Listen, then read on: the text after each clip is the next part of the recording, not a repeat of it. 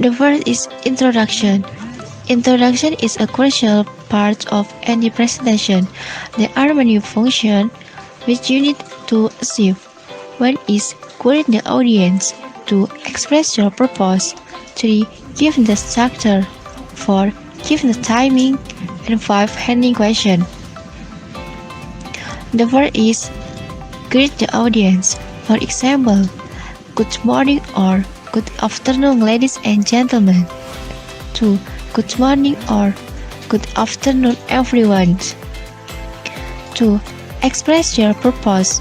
For example, what I want to do this morning or what I want to do this afternoon today is. 3. Giving the structure. For example, this talk is divided to 4 main parts. Or to start with, firstly, I'd like to look at. And the next, giving the timing. For example, my presentation or my talk lecture will last about 20 minutes. The next is handling question. For example, at the end of my talk, there will be a change to ask question. Or I'll be happy to answer any question you have at the end of my presentation.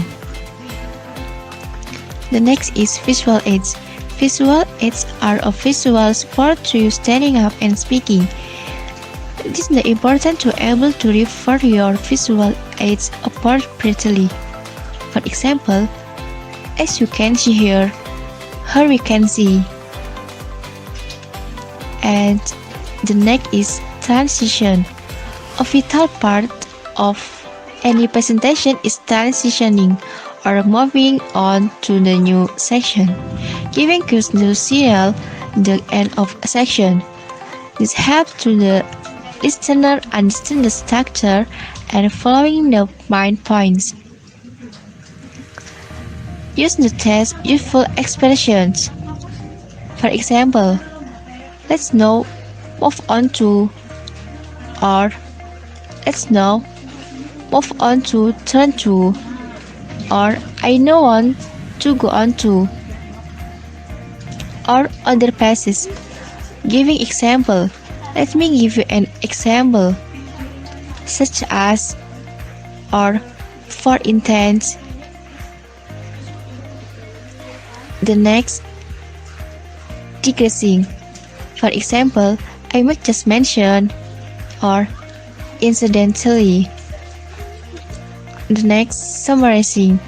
For example, what I'm trying to say is, or so far I've presented. The next is concluding. The conclusion, like the introduction, has several functions which you need to achieve. 1. Sum up the main point of the presentation. For example, summing up, to summarize. 2. Conclude. For example, let me end by saying, or in conclusion, I'd like to say. 3. Closing. Body language. Effective body language supports the message and projects a strong image of the presenter. Here are a few things to consider in implementing effective body language.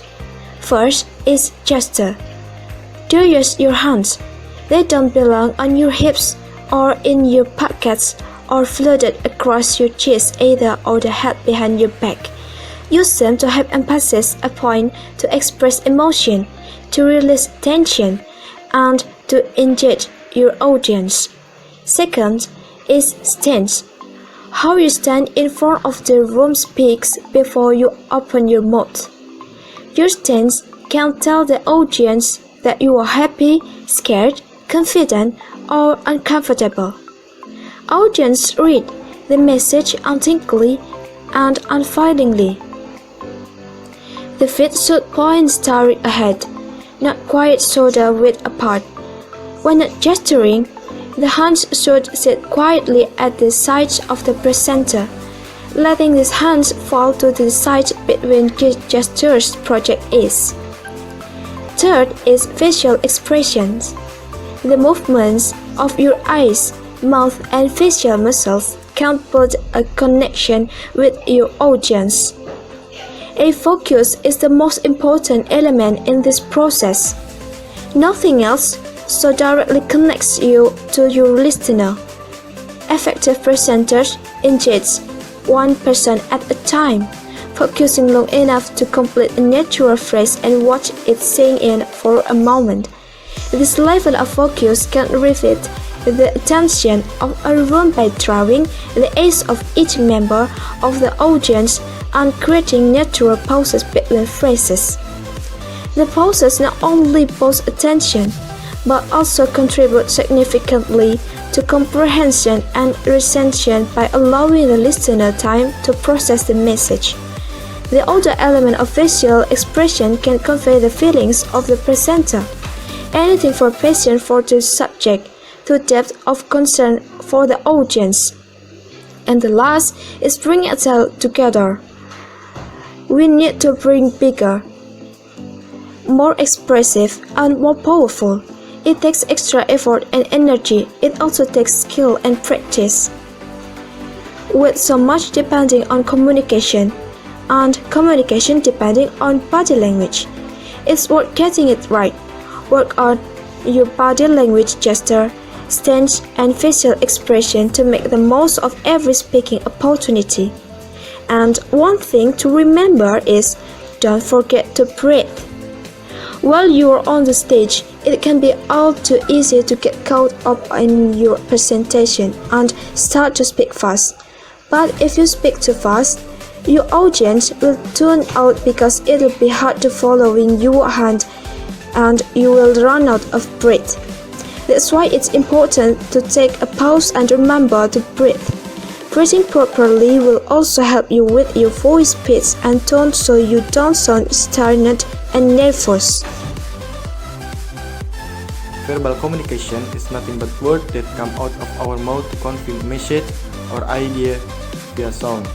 The various modes of verbal communication are face-to-face discussion, presentation, interview, etc. They are the reason why verbal communication is great. It saves time, it's more effective as emotions are well portrayed, the feedback loop is faster, verbal communication is economical, the tone is easy to read.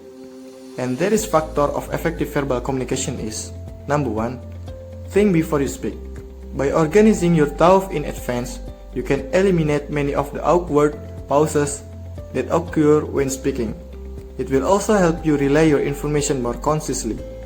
Number 2, speak with confidence. Speaking in a confident manner will help you build trust and command respect of your audience. There are several factors which can impact your ability to speak confidently, including your command of the subject matter, your word choice, the tone of your voice, your body language, and your ability to make direct eye contact with your audience. Number 3, be clear and concise. The most effective way to get your point across is to make it in a clear and concise manner. Avoid using complex, convoluted sentences and try to state your argument in direct language. Before speaking, ask yourself, what is the clearest way I can make my point? Number 4, be aware of your nonverbal communication cues. It is meant by the language.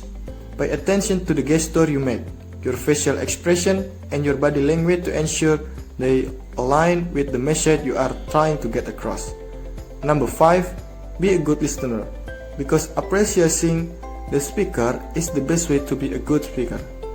Number 6, think about the perspective of your audience. It means we should to use language that is easy to understand, because not all of audience can understand the difficult language. Number 7, vary your vocal tone, because if our voice is monotone, the audience will feeling bored and sleepy, so we should to vary our vocal tone. So that's the important point of verbal communication that must be considered. Verbal communication skills are important for everyone to master. They are extremely valuable in both your personal and professional life. When speaking clearly, confidently, and with poise, you are much more likely to command the respect of others and build rapport.